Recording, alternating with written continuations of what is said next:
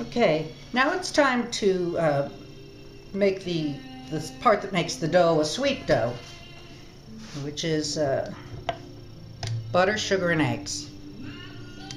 In this case, 1.5 pounds of butter, 1.5 pounds of sugar, 6 whole eggs. 6 whole eggs. So I'm starting that going, the sugar and the butter beaten up. Give a little bit more light on this if I can. Alright, that's happening. Now I gotta get 6 eggs put into this thing. Oh, I'm gonna count out 6 so I don't get confused. 1, 2, 3, 4, 5, 6. These are organic eggs, all vegetable diet. I don't know if they had them when I was growing up, but I'm sure it's what it was when my mom was a little girl. So I'm just going to get these in one at a time. 1, 2, breaking them on the side here. 3, 4, 5, 6. I don't think there's any benefit to overworking this part. Let me just get rid of these eggshells. Raise your hand.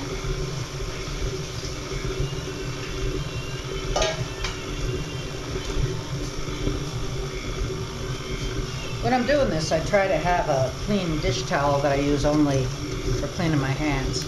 Let me stop this for a second. Bring it up. Just let this happen. All right. Okay, that's pretty much what that is. Butter, sugar, and eggs.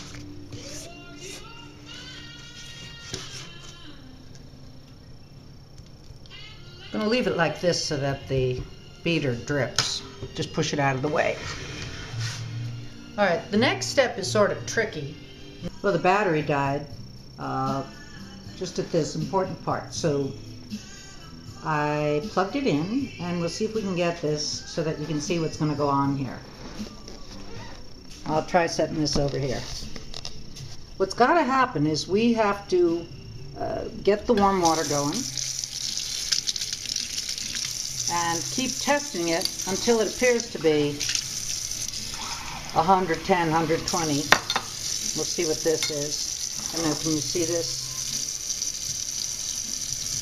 thermometer? Let me look. The thermometer says like 90, so that water's not quite warm enough. I'm going to put some glasses on so I got a shot at seeing this. Now, when I add the water, sugar, and yeast, it's going to bubble up sufficient to fill a 2-cup. It's going to froth sort of over the boundaries of this 2-cup thing. So I'm actually going to test the water in here.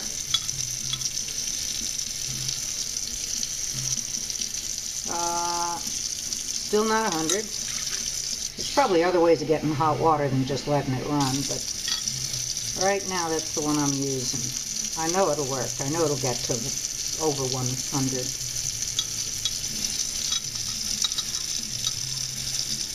Now it's just at 100. I'd sort of like to get a little over 100 because as I work on it, I'm going to lose some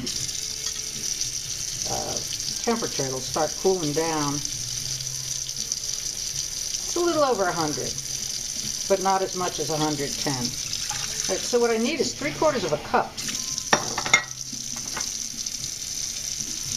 And I've got to, I got to see what that is. A little bit more. I think I'll put too much. That's too much.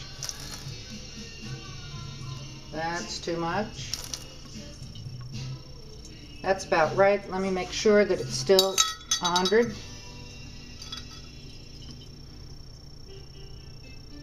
Yeah, it's just over 100. It's fine. 100 to 110 works good. Right, so now I put the yeast right in, like that. And then I'm going to put the sugar in too.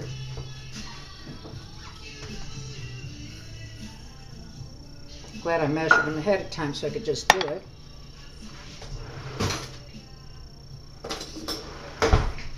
And then I've got to stir it up.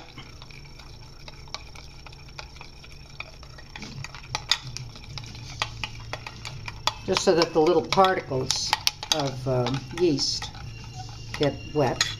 Here's some on the side. All right, that's pretty good. All right, now I'm going to take it over here and just set it in this warm area, the kitchen. The oven is on down here. I'm going to open the oven up a little bit again. It's on low, as you can see. I think I'll turn it up a little bit. I just want to be sure that in a few minutes this is all ready to go. Here's the yeast. Frozen up a little bit. Frothing stuff is going crazy. Got like about a cup of milk in the microwave for 35 seconds or so, just to take the chill off it, because I'm going to mix this with that milk. I've heated the milk in the measuring cup. I'm going to pour it into this bowl. Then I'm going to come over here, get this frothy stuff. Whoa, is that yeast? Looks like the head on a bunch of beer, probably for the same reason. I'm going to stop and get a spatula and empty this out. Now is take this flour and sugar mixture and put it into this big mixing container thing. Very big. Put the contents in the mixing bowl, the eggs, the cream, the eggs, the butter, and the sugar into the big mixing bowl. Now, here's the milk and the stuff mixed together. Here's this. I'm going to take this. This is where everything's going to be mixed in. I'm going to work on a lower table. I just found out this morning that it's better for my arms and back if the a table is lower than a countertop by a bunch of inches, and it makes it much easier. This mix is coming over, and I'm right-handed, so I like putting that one on the left, the flour on the right. Now I've got a cup for getting the flour in. I've got the spatula to mix with. What I'm missing is a ladle. Here's a ladle. That'll help me get that stuff in. I sort of tentatively have this camera aimed at the seat of the action here. Here's this spatula. This is this mix. So now how do you turn flour, yeast, and milk into dough? Well, it happens slowly, I'll tell you. You start trying to incorporate some of the flour into the sugar, eggs, and butter mixture.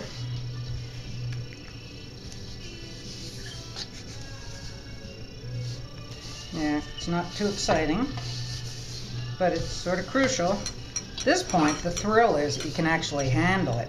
Wait till you see what's going to happen to it. It gets